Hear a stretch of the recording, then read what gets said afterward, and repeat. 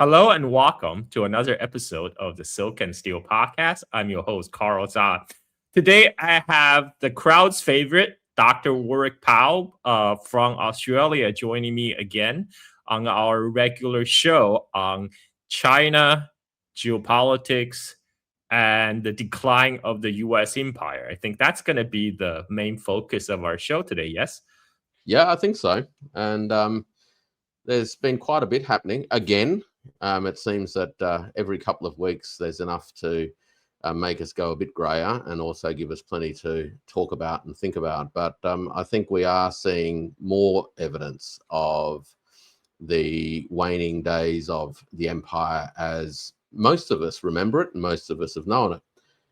Not least of which, of course, is the rebuke from the Supreme Court of the centerpiece of the Trump administration's economic policies, which in many regards wasn't just an economic policy, it was the principal geopolitical lever. And that, of course, is the tariffs regime that was deemed to have been unconstitutional. And I think that is in many ways, some people might interpret that as a reassertion of the separation of powers, but I think in many other respects, it's actually a symptom of a decaying empire. So, yeah, I think it is going to be a core theme today, but may not be the only thing we talk about. I actually, speaking of that, I actually wonder what happened to all those countries that rushed to get a good deal with the United States. You know, all those countries are lining up to like grovel and bow to Donald Trump, hoping they will get a better deal. And now the U.S. court says, okay, maybe the whole tariff thing is ridiculous. I mean, like, what does that do to the U.S. credibility? I mean, like, all these countries, all these leaders, they spend a lot of political capital bowing to the pressure of Washington, making themselves looking like, dancing puppets, or I would like to say dancing monkeys. And now just for this whole thing to be thrown out by U.S. court, how is anyone going forward gonna rush forward to do another deal with the United States, knowing that it might be not valid a few months from the time it was signed? Look, I think that is the heart of the issue, and that really goes to the question of why the empire is really struggling, and that is that it is no longer able to present to the world a dependable, credible, reliable counterparty as a counterparty nation state. And it shows itself to be not only capricious, willing to make decisions on the fly, but often make decisions based on the whims and the state of mind or the moods of the occupant of the White House. And it makes it very, very hard for anyone else in the world to develop a meaningful, sustained posture towards the US. The one thing about countries is that they actually move slowly, and it takes a long time for national resources to be structurally aligned and for the politics of countries to also become aligned around certain national objectives. And when countries do this, they actually rely upon the idea that others in the world are operating in similar ways. There is a culture, people often talk about it as the norms of international relationships or the norms of diplomacy. And these norms aren't simply about niceties or being polite. These norms are about creating an environment where the behavioral response of others is reasonably predictable. You can never predict others' response absolutely, but you can have a pretty good idea that if you conduct yourself in certain ways, say certain things and do certain things, that others that you interact with will respond in a particular way. What the United States has done in the last 12 months, and arguably really for the last 10 years, has overturned the predictability of its own behavior within the system at large. And the minute it does that, it actually says to everybody else, steer a wide berth.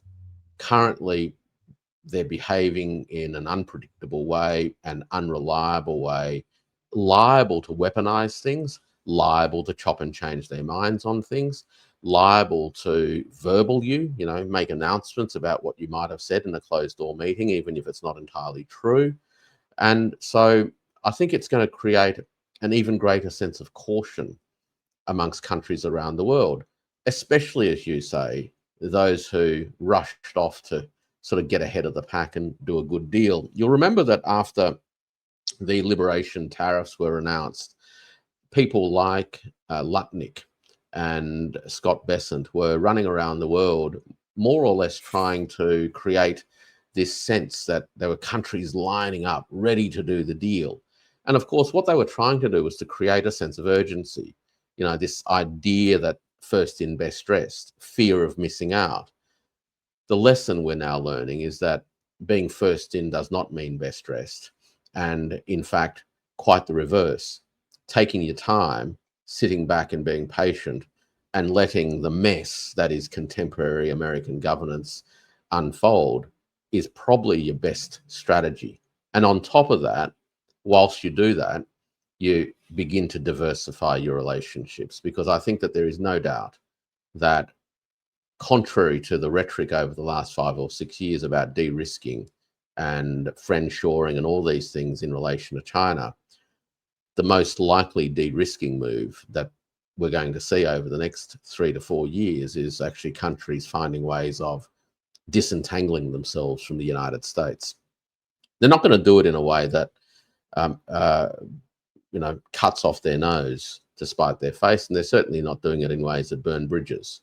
They're doing it in ways that will protect themselves from an unpredictable, unreliable, capricious, vanity-driven, narcissistic administration.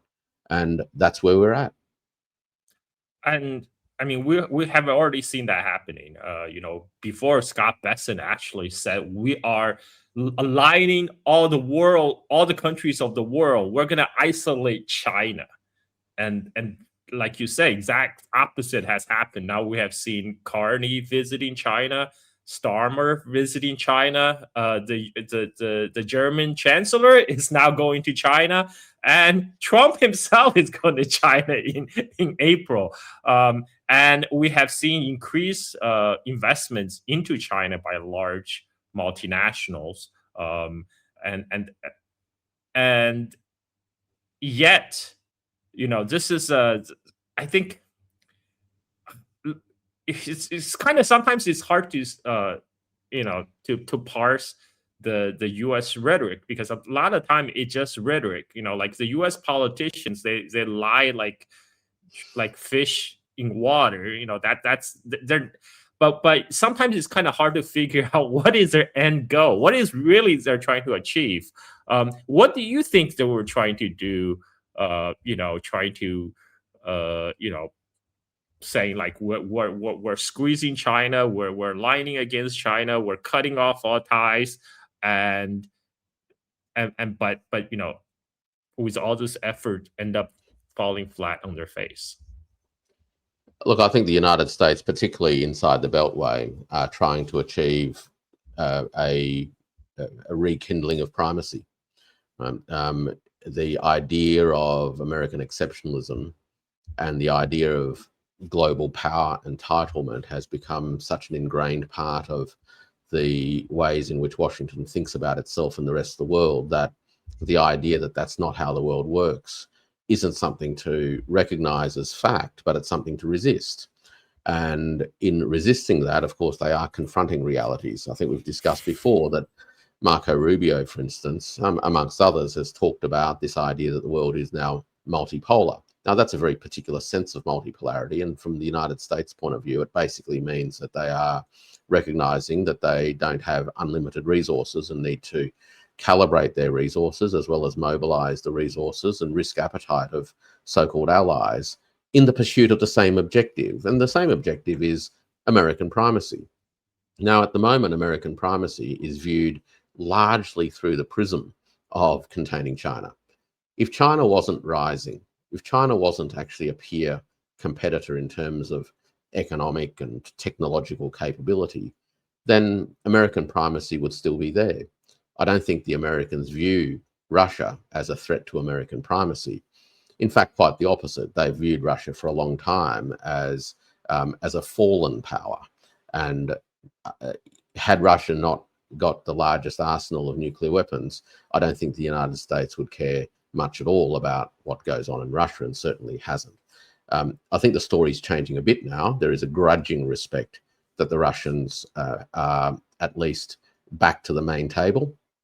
And but there's only one real threat as far as those inside the Beltway is concerned, and that's China. So the United States remains committed, I think, to this. It is almost a religious sense of entitlement to being, not the primate in the system, and it is really struggling.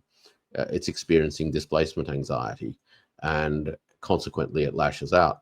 That we've had the national security strategy, national defense strategy, the entire tariffs concept was all about containing China and exploiting the rest of the world in the name of righting historic wrongs, right? So you've got to remember that from the point of view of the United States today, it really sees itself as a victim of its own benevolence and a victim of the outrageous behavior of everyone else in the world taking advantage of American generosity.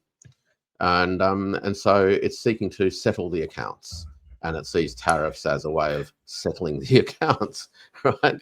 And now that's gone. I mean, that sort of centerpiece economically has been, I wouldn't say dealt a mortal blow, but it's been dealt a massive credibility blow. Yeah. Well, but all politics ultimately is domestic politics. And one of the biggest claims by Trump administration is he's doing this, he's crying China, China, China. Of course, we know he's trying to distract people from the domestic problems, but also he one of his claim to win the American voter base is that he will bring the manufacturing back, because as you say, he blames China for the hollowing out of the U.S. manufacturing base, which actually got carried out by his buddies like Lutnick and Besant. All these Wall Street guys who are now staffing his cabinet. These are the guys who, over the period of the last 4 decades, has intentionally hollowed out the U.S. manufacturing in order to give the big fat middle finger to the unions and to chase better profit margins elsewhere. And of course, they will never point the fingers to themselves. It's going to be China, China, China. But to that aim, though, to Trump's claim that he will reindustrialize America, it doesn't look like it's bringing the actual manufacturing jobs back to the United States, because even whatever new manufacturing capacity was added in U.S., a lot of the latest addition are automated that require very few people. And that's a direction, by the way, the administration actually pushing for. They're pushing for more investment into AI, which would replace even more people. So how do you square that?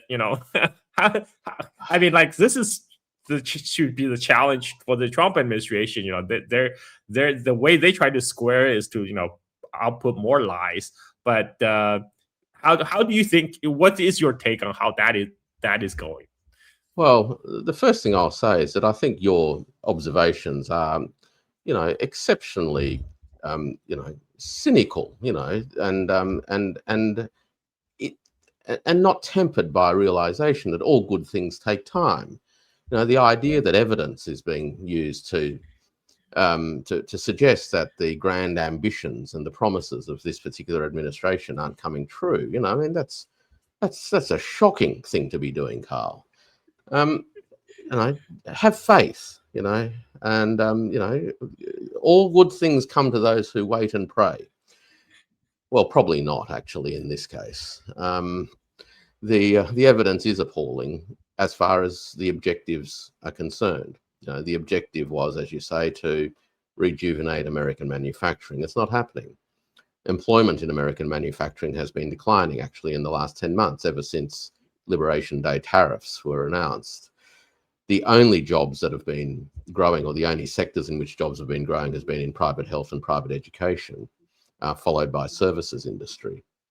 This is not what the administration promised. And of course, they could never deliver on the promise. Right? The kinds of jobs that I think they created the impression that they cared about, the good, hard-working, honest, blue-collar jobs that people have as part of their imaginary of, the good times of the 1950s, and maybe even in the president's view of the world in the 1890s. Those kinds of jobs don't really exist anymore, certainly not in first world countries. And they're not going to come back unless you want to reduce your living standards. And if you want to reduce your living standards, and if you want to compete against the workers of Bangladesh and make the T-shirts for Americans again, then I guess there's a way of doing that, and that is to crush American living standards and get the cost of labour down to levels that are, once again, competitive in labour-intensive jobs. The jobs that will come into the future, amongst other things, are going to be technologically driven. They're going to be heavily dependent on robotics and machinery. And they will require certain kinds of people, Carl. They'll require educated people to operate, to set up, to support and maintain. And those kinds of people, the ones with university degrees, with reasonable levels of numeracy and literacy, are the kinds of people that the American education system has not been producing at sufficient quantity for 40 years. So the system has some work cut out for it. The other thing to remember is these kinds of jobs and these kinds of technologically driven rejuvenations are ultimately going to need imported machinery and equipment anyway. So the idea that you're going to add a cost to your industry so that they can then become more modern is a great way of putting a barrier in the road of your industries becoming more modern. The United States simply doesn't make enough robots. It doesn't make enough industrial machinery that it needs to fulfill these ambitions. And if it is to come close to fulfilling its ambitions over the next 5 or 10 years, it's going to have to import a hell of a lot of things. And if it's not going to import them from China, where they'll get the best price available, they'll just import them from more expensive places like Japan, Republic of Korea, and Germany. That's America's choice, right? And but the economic policy regime revolving around tariffs has failed, and maybe the decision of the Supreme Court was a godsend, because it did give the administration an off-ramp. But right now, I don't think the administration views it as an off-ramp. It views it as red rag to the bull. How dare these 6 justices reject the assessment of the administration that America exists in such a state of economic emergency that the president has these wide-ranging powers to circumvent Congress. How dare they do that? And so right now it's clear that the president is looking for alternative mechanisms, and there are other legislative authorities. They're not as open-ended and they have more conditions attached, but this president is not one for turning, to borrow a phrase from Margaret Thatcher. This man isn't for turning. And I think we're going to see a doubling down on tariffs over the course of the next 12 months, which of course makes it even messier for everyone else in the world, to return to your original point.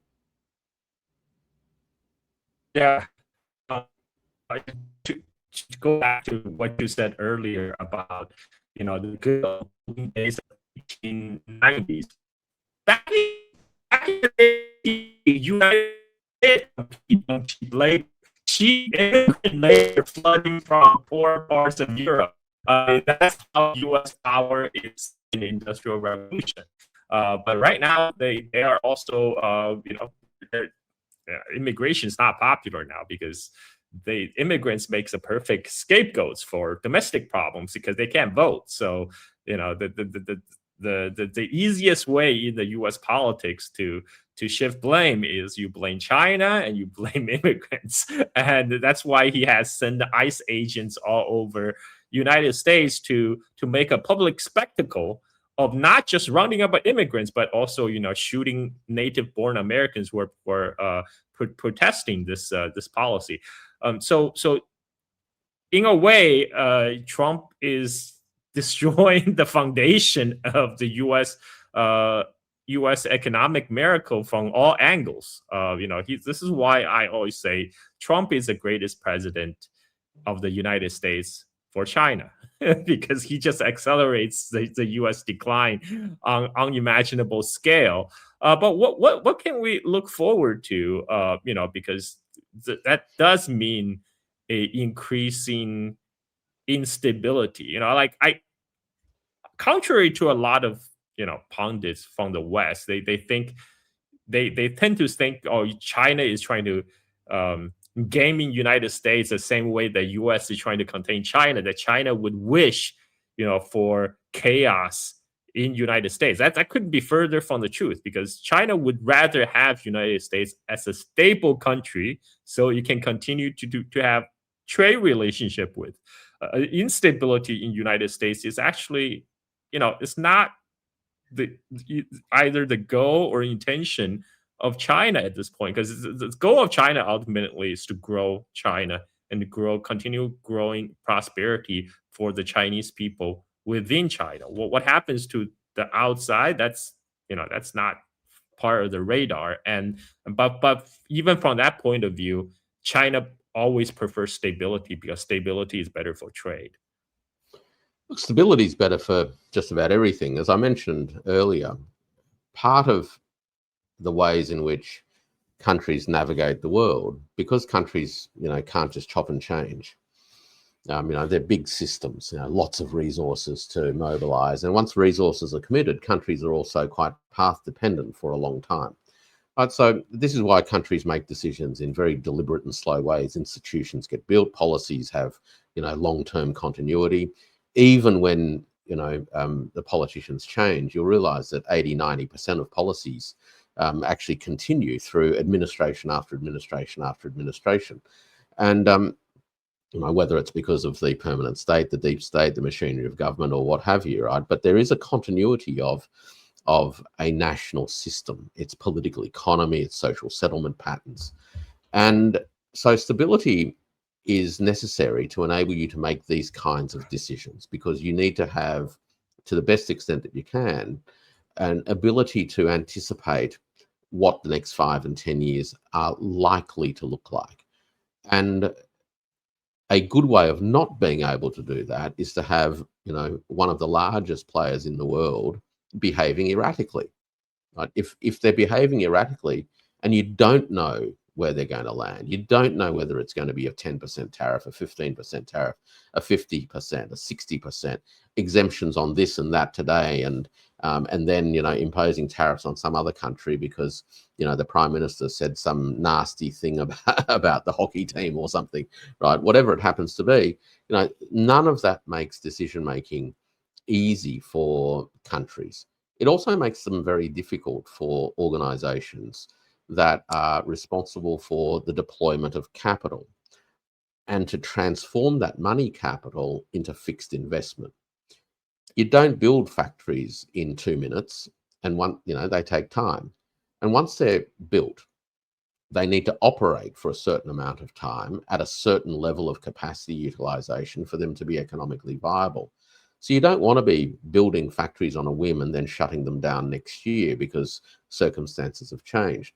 And if you're building major infrastructure like ports and roads and electrical systems and information technology systems, you also want a relatively predictable environment. Energy is a classic case in point.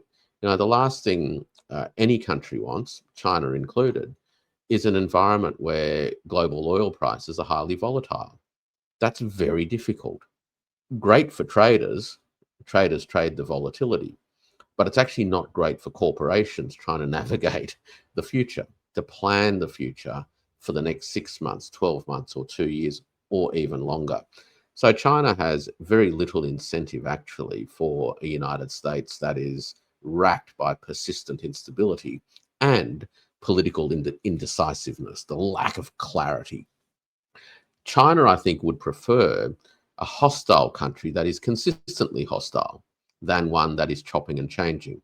At least you know what you're getting, right? But at the moment, the United States is not only hot and cold, but it's lukewarm. It's, and it's hot and cold to different people each and every day. Maybe that works when you're negotiating a piece of dirt on Manhattan, right? Keeping everybody off balance. But Yeah, that's Powell, but Dr. Powell, that's called the art of the deal. Dr. Powell, you keep your opponents off balance because they will never know what you're gonna do. That's why you raise the demands insanely high, so to keep them off balance, Powell. It's all working. It's all part of the plan. So what does China do, right?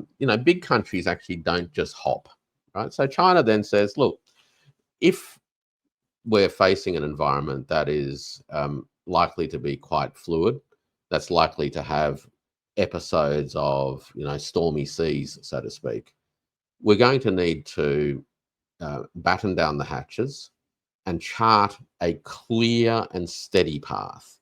We accept that we're going to hit some big waves.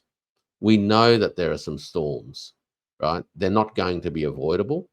So we're literally just going to have to put our head down, batten the hatches, tie things down, and get ourselves through this. And hopefully in the process, come out the other end as unscathed as possible. And in saying that, what China is saying to the smaller boats around, and this is the kind of analogy that you get a lot, I think, from the Chinese leadership these days, which is that, we're big boats on the same big ocean, right? And it's saying to the smaller boats, rough seas coming up, the best strategy for you to survive is to latch yourself to us. We are the biggest ship. We will give you an anchor point. And hopefully you won't get drowned too much. Of course, big waves are going to hit you anyway. So we can't protect you from every wave. But we will do our best to make sure that you don't get submerged, and that you will also come out the other end a bit battered, but in a position then to take advantage of the sunnier, calmer days. And that, I think, is the position that the political leadership in Beijing have ultimately arrived at. Is you can either try to anticipate every possible chopping and changing that the United States might undertake over the next, year or 2 or 3, or ultimately establish a course of action at a macro level and stick to your position. And they did this, of course, through the tariff wars last year, where they just said, look, we support open trade. We think that that's what you should be doing. We don't think it's in your interest. It's not in ours going down this crazy tariffs path. But, every 10% you add onto the products from our country, we'll add 10% onto products from your country. And then we'll see where this all ends up. Now, we know where it all ended up. It ended up winding the clock back to the 1st of April, right? So so that's where I think China is now at, is it's just not going to chop and change in a reactive way to the United States. It's literally set a course. It's got a strategic direction, broad direction over there. It has mapped out, I think, a pathway, a roadmap, if you will, that is encapsulated in some things that is available for everyone to see. The development initiative, the security initiative, the governance initiative, and the civilizational initiative. They're all there for people to see and to digest and to interpret. But ultimately, that's the path that China is laying out, and it's inviting people to, tie their boats to the big boat to weather the storm. Well, that's interesting because I just saw a clip on Twitter. This is a statement by Palantir CTO Xian Sanker. Uh, he actually echoes some of the sentiment that you said here. You point out here. He said China is the best at long-term planning. But then he goes on to say the one thing that's not in their plan was AI. It is American innovation, American phenomenon. So then he goes on to say, he say like everything is upstream from energy, right? In America, we have all these private entrepreneurships that's leading them to create, like, for example, gas power turbines to power their data centers and build all that. I'm thinking, wait, this is what Dr. Powell has been saying all along, but this guy is obviously smart enough to recognize, that everything is upstream from energy. But he also must have known that China has much, much cheaper price for energy because China has been putting a lot of effort, as he said, into long-term planning of building out their energy grid for diverse source of energy, not just hydrocarbon, but solar, wind, nuclear. And now their solar expansion is rolling out on an exceptional fast basis. And it's at the point where the solar energy is quite very, very cheap. And China has abundance of energy to put to power its AI revolution if China choose to. I mean, these guys, this is what I don't understand. We have talked about this, that there's basically a finance capital and tech capital capture of the White House in the United States. Xian Sanker of Palantir, he represents part of that tech capital, backed by Peter Thiel and all these people who actually have a very profound influence on the U.S. politics today. He must have recognized this, but somehow he phrased this as saying, no, this is a win for America because, all the deep seek, all they do is just steal from us by like distillation from our models, which is not another American copium. Go ahead. Well, let's follow the logic in a very typical American pattern. Let's say that that's all true. Well, the other thing we know that's true is that China are great thieves, IP thieves, and are great emulators, and will turn whatever they've stolen into something bigger, faster, and more widespread. So, whichever way he wants to look at it, the United States is on a hiding to nothing. Thank you very much for inventing AI.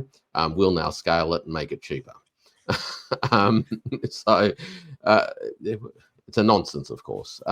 Yeah, sure. Look, the United States has, of course, been one of humanity's most vibrant, innovative societies for many decades.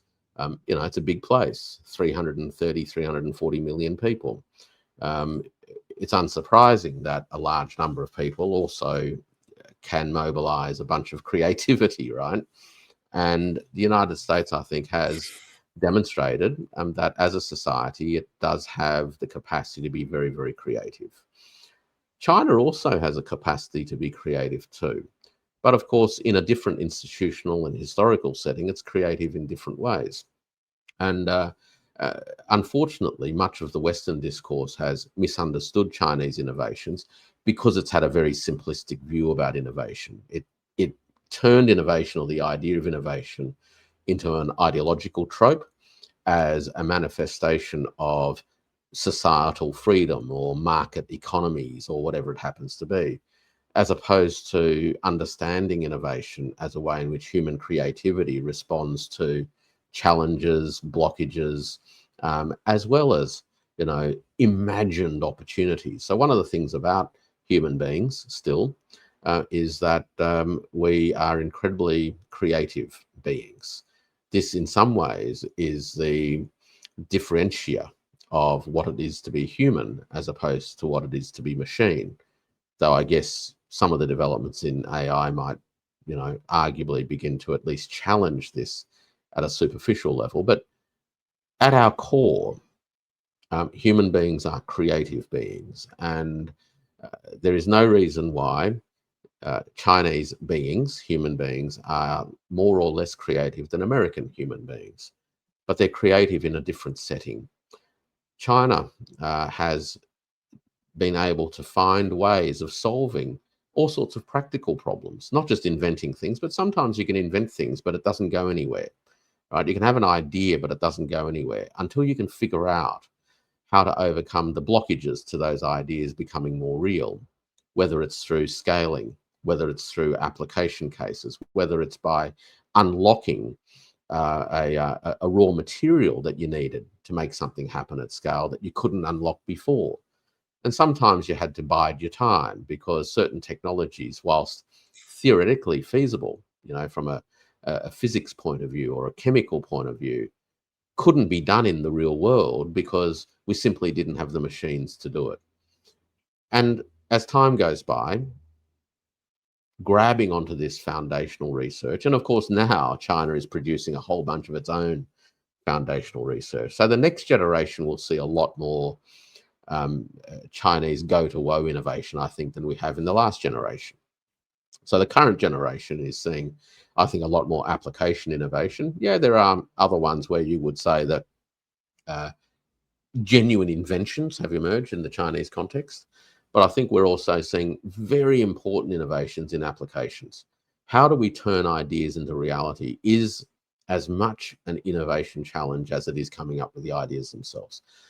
And so if our friend at Palantir wants to talk about China in those sorts of senses, I guess at a certain level, Carl, there must be a deep-seated recognition that the Chinese system, the social settlement, the political economy, the systems of governance that it has in place are adequate and possibly more than just adequate to drive China forward as a modern technological society.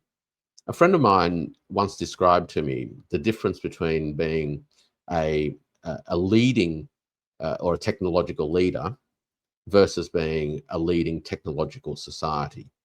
And he said to me that America is some ways still the former, that it is a technological leader. But there is no doubt now that China is the leading technological society.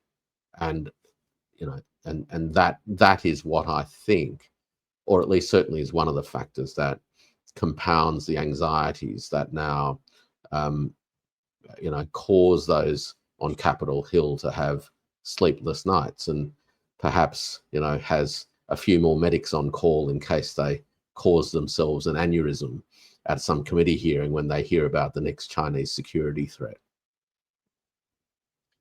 Yeah, I mean, the one example is pebble-based thorium nuclear reactor. That concept was first developed in Lawrence Livermore laboratory in United States, but then U.S. sat on it and did nothing until a NASA scientist published it. Their research online, and then Chinese took a look at it. Hey, this is interesting. Let's try it. And then China actually ended up to make it work. They are Yeah. now very close at be able to carry out a commercial operation, which is more than what US did, which is just building a prototype. And that this the same thing. Now in this extends even into the military sphere, because US has currently the sixth generation stealth fighter in United States is essentially just at the PowerPoint presentation stage, whereas China, they actually had a flown prototype. And then you still have people online saying, "Oh, they steal our Oh, that's cool, of course, because they steal our technology, right? And they stole everything." But yeah, China can adopt and commercialize technology at an incredibly fast pace. One reason is because they have the economy of scale. They have the whole industrial base, which United States no longer have. Yeah. And this is why I think U.S. elite, including the Palantir CTO we talk about, now have placed all their hope in AI. They're essentially, or I think what the Palantir CTO Xiam Sanker was trying to do is she's trying to drum up for more investment into AI, which is growing into a huge incipient bubble right now. And the hope is, what their selling point is, AI revolution is going to propel United States to the next level, far beyond China, so that China will never be able to catch up. But that's why you need to put even more money, even more billions of dollars into our little AI projects, so we can continually keep ahead of China's progress.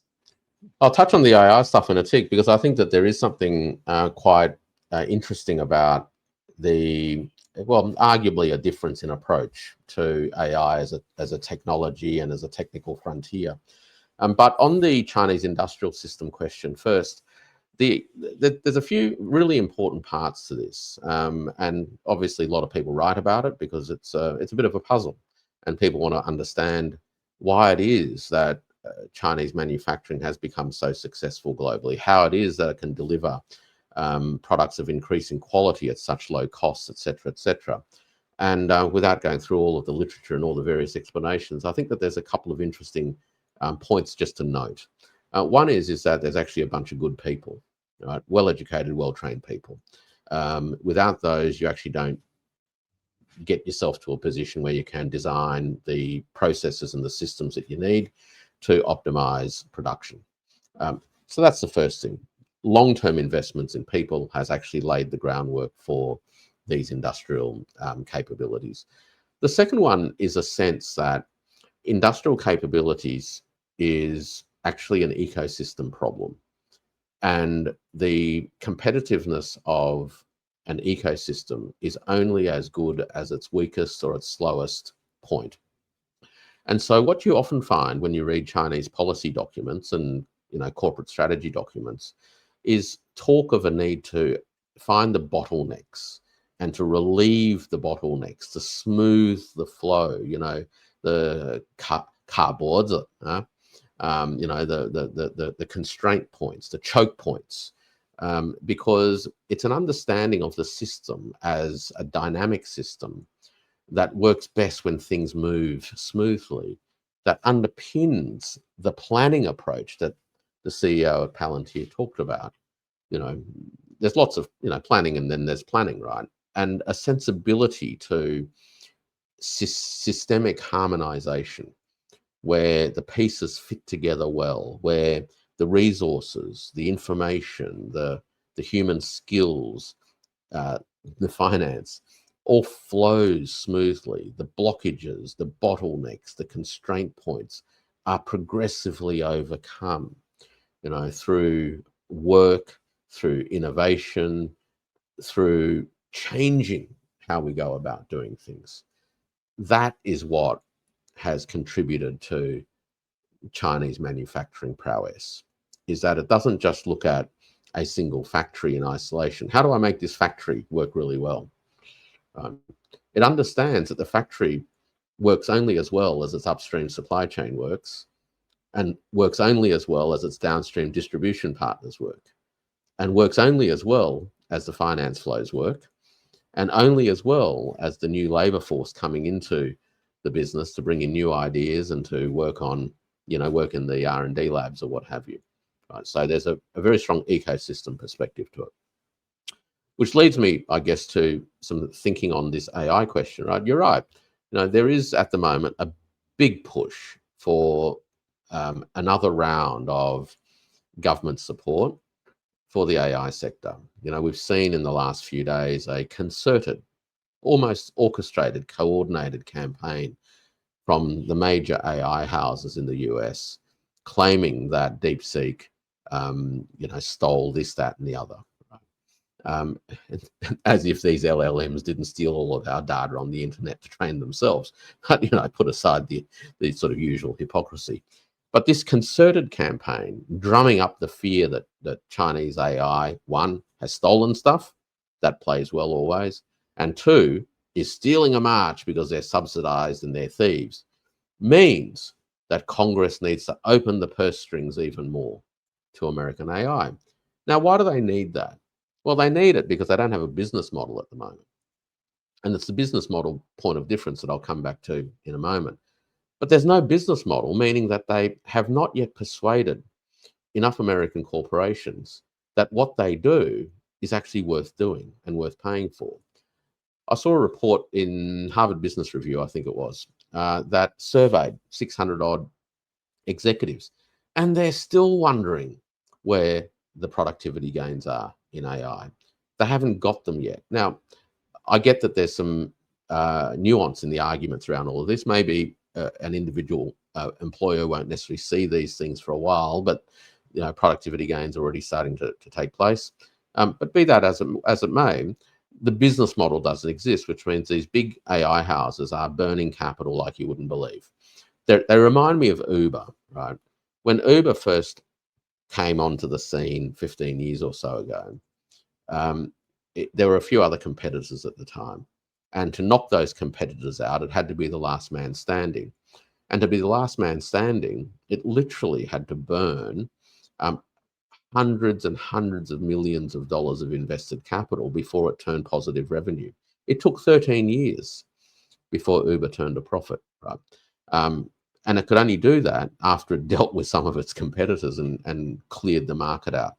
So you'll know that in Silicon Valley, one of the dominant investment theses that you find amongst venture capital is, how does this become a category killer? Right? How does this become the dominant player in a sector, a product class? Because without that, there is no business model. And AI, in many ways, has been funded with that mentality in mind. It's also been funded because underpinning that mentality, Carl, is this belief that AI is the way that Americans in particular, as the pinnacle of human achievement and civilizational accomplishment and being closest to God, can emulate the power of God through the creation of artificial general intelligence. And once you've done that, then you can dominate the world. Right? So that's the push. China, on the other hand, which may not have invented AI, but nonetheless seems to be mobilizing it quite effectively, is now deploying AI capabilities into all sorts of sectors, whether they're in the social sector, whether they're in the legal environment to streamline the processing of court matters. And of course, we've seen two very interesting application cases in the last week. So over the course of Chinese New Year, there's been some news come out on two fronts. One is at one of the ports in southern China, which has delivered the first fully seamless integrated AI-enabled docking of a major container ship without a human being involved, and the unloading of the containers coordinated via AI seamlessly. Right? Didn't use ropes to tie the boats up, by the way. Used electromagnets to hold the container ships to the port. Right? Example number one, where AI was used to navigate the ship in, bring it to port, line it up where it needed to be, and communicate and coordinate with the cranes to take all the containers off. The second really interesting case, which I saw on a report the other day, is that an estimate of about 10% of consumer purchases over the New Year period was enabled by AI. People used AI to go and buy things for them. Right? Send the AI out to find me the best deal, the quickest deal, the cheapest deal, or whatever it happened to be. 10%. Right? That's unbelievable, because a year ago it would have been 0%, basically. Right? And now we're starting to see how AI is finding its ways into very practical things. Now, you can see in these two examples, there's no pretense that AI enables anyone to be God, right? It just enables decisions to be made quicker, right? To process more information quicker. But there's no attempt to become God. So I think that there's a business model difference, there's a mentality difference. And ultimately, at the moment in the United States, because of all of that, there's a business model problem where talking up the China risk and the China threat is a fantastic way of getting more government support, which I might add does one more thing, and that is that it will keep the share prices up for the remainder of the year before the midterm elections. And I think it is in the interests of the administration, as well as in the interests of the stockholders of all of these AI firms, that that happens. So I think we are watching currently one phase, maybe it will be the only one needed this year, but maybe not, of a pre-midterm election pump. That is very insightful because I think one reason they really hate Chinese AI is because all these China keep on releasing these large language models and giving out for free the open source. Like that completely destroy Well, it their doesn't help the business business model. model. It doesn't help the Exactly. business That model, right? it So does the business completely model, destroy their.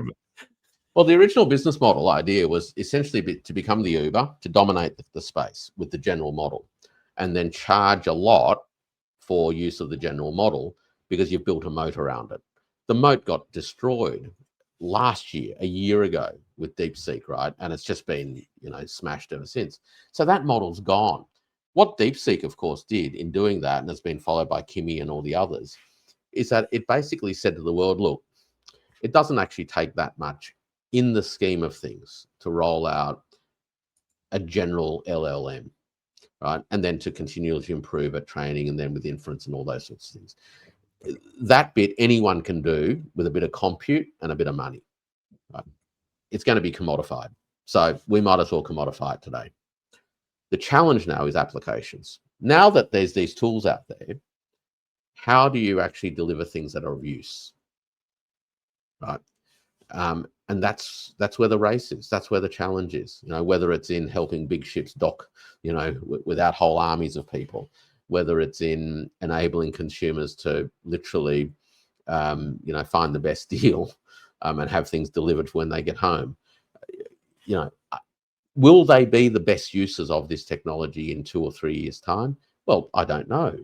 But these are all the things that will start to be tried, right? As people come up with, new, innovative, crazy ideas about how large language models and large computational capabilities can assist humans to go about their daily activities. The other thing that I think is interesting in all of this is we've seen over the course of the last year or so continued growth in the Chinese services sector. And this is kind of what happens when you've got material abundance in most of the urban areas. I don't think that there's many people in urban China, in tier 1, 2, and even tier 3 cities that are short of any of the sort of basic material things that people have, right? So what are they turning to? Well, they're turning to services. And we see this in travel and whether it's computer games and all sorts of other things, right? But people are turning to these intangible experiences as part of how they are going to start to enjoy life in socialist China. And as these services start to emerge, things like AI are likely to play a greater role in the services supply chain, whether it's in the delivery of VR experiences for people. If you can't travel somewhere today, well, come and have a virtual experience of something. All the way through to using AI to better plan a travel or a journey. And of course, we have this massive growth, and I think you've experienced it yourself. I've seen it in self-drive tourism. Remember, 15 years ago, the idea that a Chinese person would jump in a car, either their own car or go and hire a car or a camper, and drive all over China on holidays, it was unthinkable. I had a friend of mine who is one of China's early days hardcore outdoors guys, right? We call him a Zhongbei. What was that? A gear junkie. Okay, he had all the outdoor gear. Right? He goes off climbing in the in the foothills of the Himalayas on the Sichuan side, not far from Actually, I suspect he's probably gone to some of the places where your mum and dad were, right? 45, 50 years ago. He goes and climbs and hikes there all by himself. Anyway, back in the day, he was unique, right? He was an outlier. Today, people who are doing these trips are, growing in number, and AI, I think, is going to play a role in that. It'll help with things, even simple things like making sure that my journey reduces the risk, or actually eradicates the risk of not finding the next charge point for my electric vehicle, right down to things like that. Simple stuff, but totally practical. I mean, it makes life enjoyable. Imagine being stuck in the middle of nowhere with a flat battery, right? Because you didn't plan properly. Well, AI will solve that. You won't worry about that. You can just, go and enjoy whatever you're doing. So I think that there is a different mentality around AI and the sort of changes in society that's happening. American society is not even there at the moment. I think it's got a whole bunch of other challenges and problems, many of which, of course, led to the response of, how do we bring back manufacturing? But that sort of nostalgic turn isn't going to make America great again. And at some point in time, I'd hope that the United States will actually find a way to charting a pathway to become a more prosperous country again for more Americans, and do so in a way that reduces its instabilities for everyone else. Right? Unfortunately, right now, all I see is in the response to continued American decline is just the production of the copium is going through the roof. That's the only sector of manufacturing that U.S. still far outpace China. I just quote tweeted that Palantir CTO clip, and I just said, U.S. is fucked. And then there's some guy, blue check underneath the reply says, China is 8 generations behind in AI chip manufacturing. The US will reach AGI later this year or next year. China will never reach AGI until it changes its backward policies and stops trying to force its AI company to use domestically manufactured chips. Once the USA reaches AGI, the tech gap grows exponentially every year. China will never be able to catch up. The US current massive tech military advantage will become insurmountable. This is already happening. China is stuck stealing and copying US weapon system from 30 to 80 years ago. Its most advanced military tech, hypersonic glide vehicle, are a copy of US military weapon from 1955. Alpha Draco Wave Rider hypersonic glide vehicles. It goes on and on. That is the typical response on Twitter. What can I say, Carl, but QED, right? It just proves what we've been talking about. And when you've got this kind of mindset, and it's a funny mindset, because that mindset actually says that, there's a certain sense of national pride and confidence, and you can't knock someone too much for that. But of course, it's also a case of incredible delusion as well. And but fueled by this sense of national superiority, it's impossible to contemplate, in fact, that someone else might offer something that is comparable, which of course is a bit of a paradox, because if all of what that response said was true, like genuinely true, then I wonder why it is that so many Americans experience the levels of anxiety that they do in relation to China, and why it is that they all believe whenever a congressman talks about China that it must be true and that we must all be totally fearful of it. Because it would seem, based on this particular assessment, that China doesn't have a hope in hell, and there's actually nothing to worry about. AGI is going to happen in the next 12 months, and once that happens, the the gap will grow exponentially, and and that'll be the end of the story. So it reads a bit like the 21st century version of the end of history, doesn't it? Where well, if history didn't end in 1991, then maybe it's going to end in 2027 when AGI lands itself in America's lap. On that optimistic note, I guess we can wrap it up. What if people want to seek you out on social media or elsewhere? Where would they go, Dr. Powell? They can find me at warwickpowell.substack.com, and I've got a couple of books coming out in the next few weeks. Thermoeconomics in a Time of Monsters is probably the one that will be of most interest to your viewers. The other one is sort of a more practical guide to addressing supply chain risks and problems, which I wrote basically for corporate executives and policymakers as a bit of an easy to read handbook. But the first one hopefully tackles some of these issues in an interesting way, and that'll be out on Amazon in the not too distant future as well. I look forward to that.